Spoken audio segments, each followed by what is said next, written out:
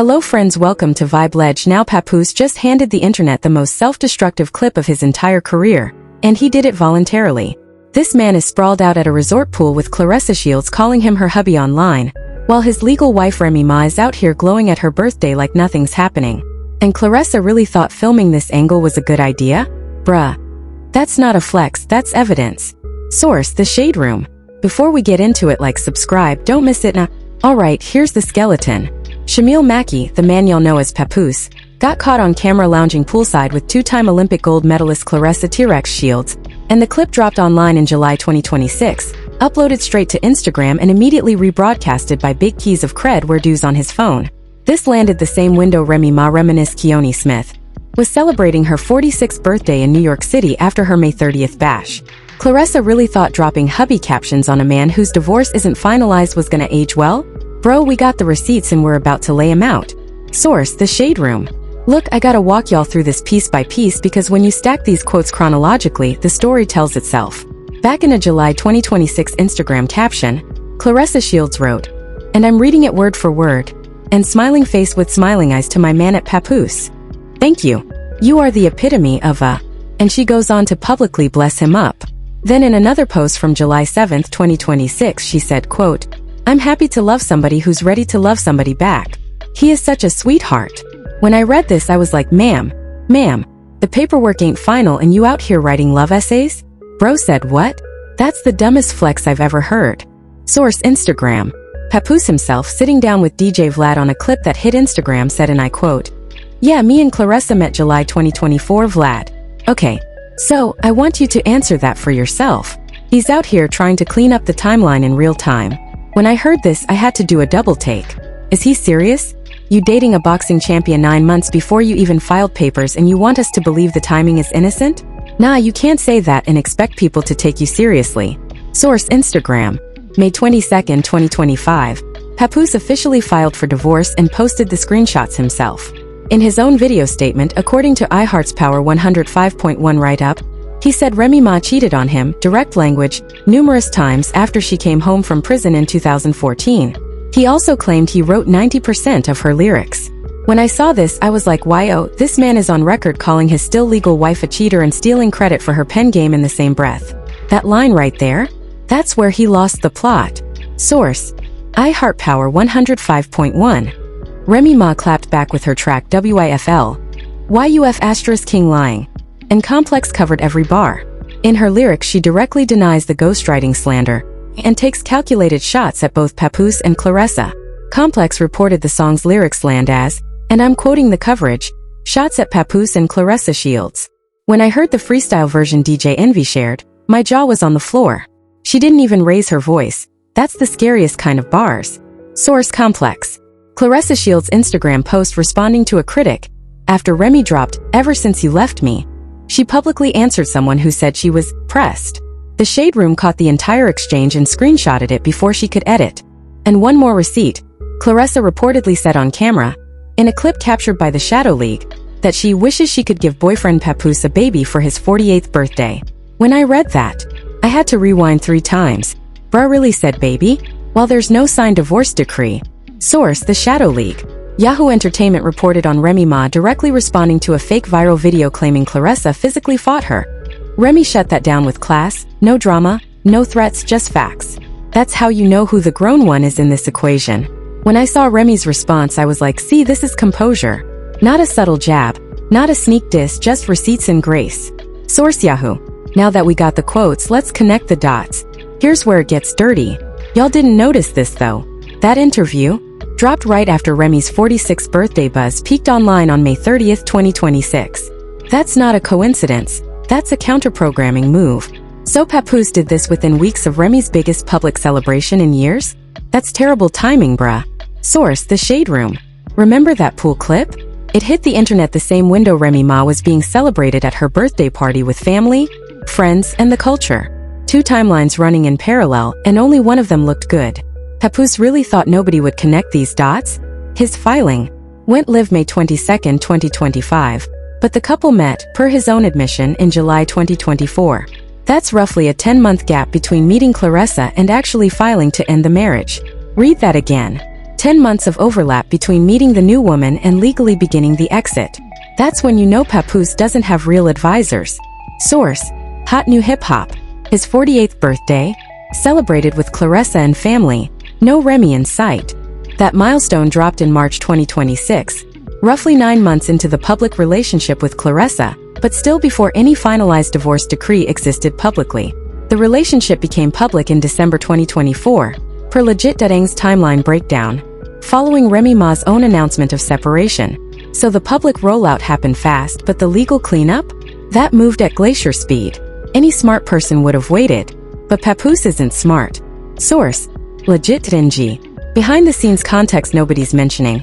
Papoose and Remy built a joint brand across VH1's Love and Hip Hop New York for multiple seasons.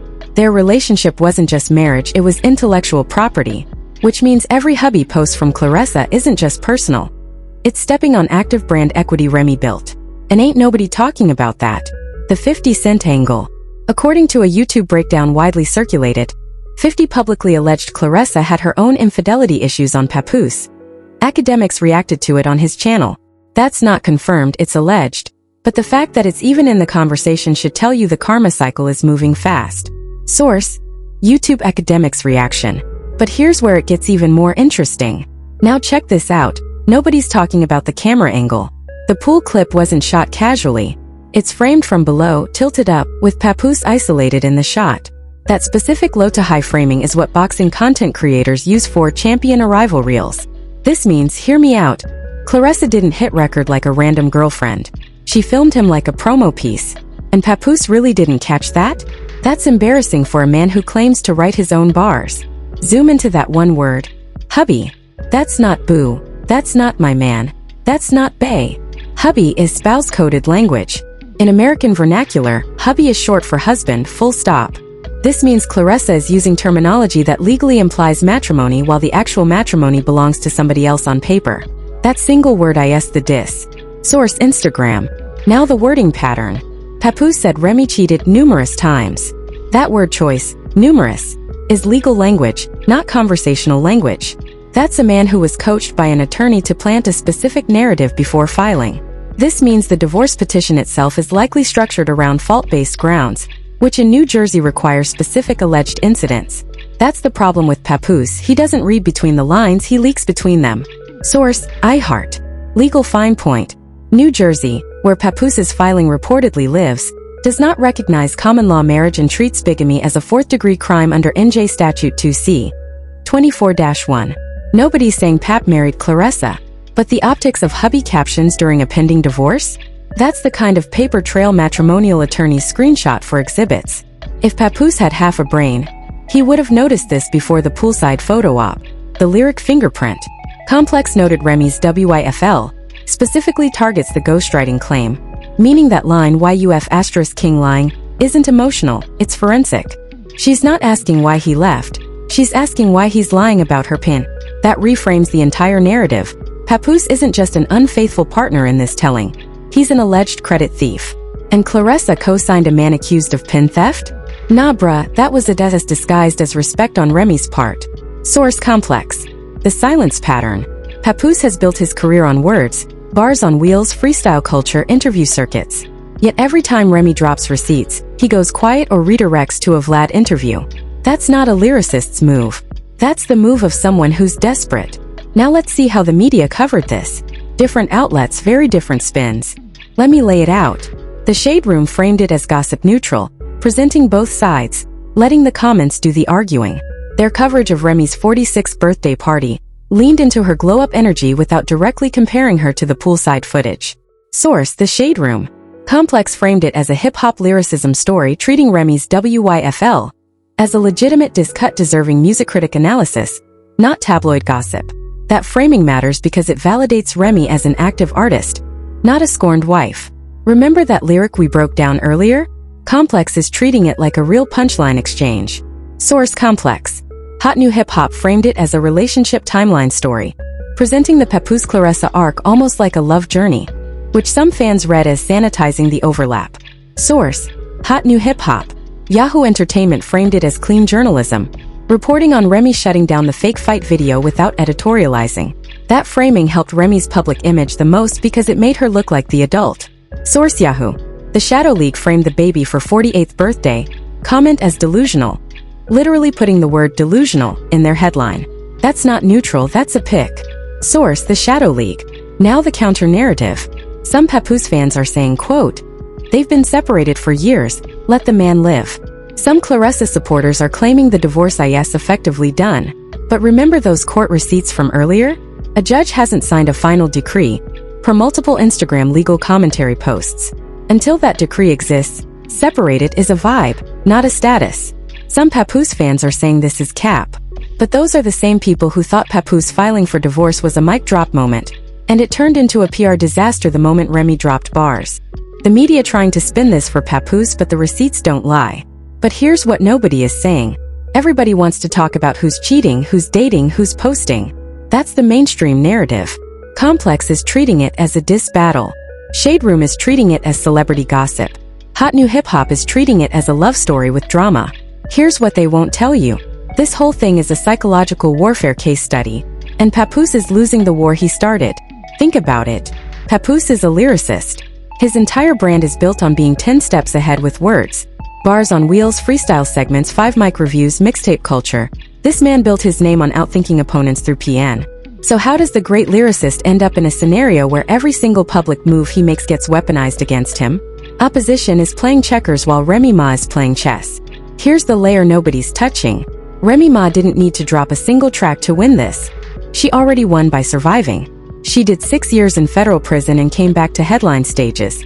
She survived the biggest female rap beef of the last decade against Nicki Minaj without her career ending. She raised kids while filming reality TV. She rebuilt her body, her brand, her bag. So when Papoose files paperwork alleging she cheated numerous times, the audience doesn't hear a wronged husband. They hear a man who's threatened by a wife who outgrew him. Papoose is a puppet, and the label of the new relationship is pulling strings. Remember that pool clip? Here's the real reason it hits so different. It's not the location. It's not even Claressa. It's the power imbalance. Claressa Shields is arguably the biggest name in women's boxing globally. 2 Olympic golds. Undisputed titles across multiple weight classes. Papoose, respectfully, is a New York underground lyricist who reached mainstream visibility largely through his marriage to a platinum-charting female MC. So now he's leaving one platform-elevating relationship and stepping into another? That's the pattern. That's the forbidden take. Opposition represents the old guard that the culture is done with, where men attach themselves to more powerful women, and then rewrite the narrative when the relationship ends. That timeline gap we mapped? It reveals something deeper. Papoose met Claressa in July 2024 by his own admission. Remy's separation announcement came December 2024. Legal filing came May 2025. Divorce decree, still not confirmed publicly as of mid-2026. That's not a slow legal process, that's strategic ambiguity. Keeping the marriage legally alive means Papoose retains community property rights, joint history, and love and hip-hop residual identity, while also enjoying a new public relationship. That's having your cake, eating it, and filming the pool. Opposition is rewriting history because his real story isn't impressive without Remy attached to it. Historical pattern check. We've seen this movie before. The lower-profile male partner leverages the female star's brand, gets outgrown, then transitions to a new higher-profile woman, while attempting to control the public narrative through interviews and social media captions. We saw it in different variations with other hip-hop couples across the past 2 decades. Every single time, the man ends up looking desperate 5 years later, while the woman becomes the culture's darling. Opposition is repeating the same mistakes that ended other men's cultural relevance. And here's the savage truth. That word hubby from Claressa? It's not romantic. It's tactical. She's a fighter. Fighters bait opponents into swinging first. Every hubby caption is a jab hoping Remy throws a haymaker so Claressa can counter. But Remy's not swinging.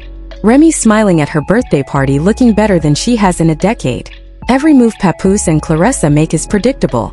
Remy already knows the choreography. Real talk, the industry needs a villain arc for Papoose right now because it makes better content. The pool clip going viral wasn't just algorithm. It's the culture cooking him because we can smell inauthenticity. Opposition, as whole persona is manufactured. The devoted husband who was writing his wife's bars, and it's falling apart in real time on Instagram feeds. And that's the truth they won't tell you. So what happens next? Here's what's most likely to happen. The divorce paperwork is gonna drag into late 2026 or even 2027, and every month that passes without a signed decree is gonna get louder online. Fan accounts are gonna start posting weekly, still married updates. Meme pages are gonna turn hubby into a running joke. When Papoose tries to do interviews to clean up his image, the first question every host is gonna ask is where the paperwork stands. When the paperwork finally does drop, Papoose is gonna look desperate, screaming his side into the void because Remy will have already moved on with new music, new business ventures, and probably a new season of content. The silence is gonna hurt Papoose more than any diss track could. Mark my words, the settlement terms are gonna leak, and whatever Remy walks away with is gonna become the receipt of the year. Now, if Remy does decide to swing back with a full-length response track instead of freestyles, Papoose is not ready for what's coming. She's already shown she can bar for bar dismantle men on wax. We saw her lyrical output on multiple platinum records. If she puts a full studio project into answer mode, opposition is gonna get destroyed in a way that makes every previous L look mild. If Remy drops the paperwork receipts publicly, meaning if she screenshots and posts the actual court filings, opposition doesn't stand a chance. Every claim Papoose made about numerous cheating in his May 2025 statement becomes cross-examinable. Every timeline discrepancy becomes ammo. Every hubby caption Claressa dropped becomes an exhibit in the court of public opinion. Either way, Remy wins. She's already winning by not swinging. The moment she does swing, it's over. Looking at the bigger picture, this is going to become a case study taught in every hip-hop podcast panel for the next 5 years. When female rappers get asked about ghostwriting accusations from ex-partners, they're going to cite this situation. When women in boxing get asked about dating rappers, they're going to reference this situation. This is going to be the moment everyone remembers as when Papoose's cultural relevance peaked and started sliding. Claressa Shields is going to have to make a choice.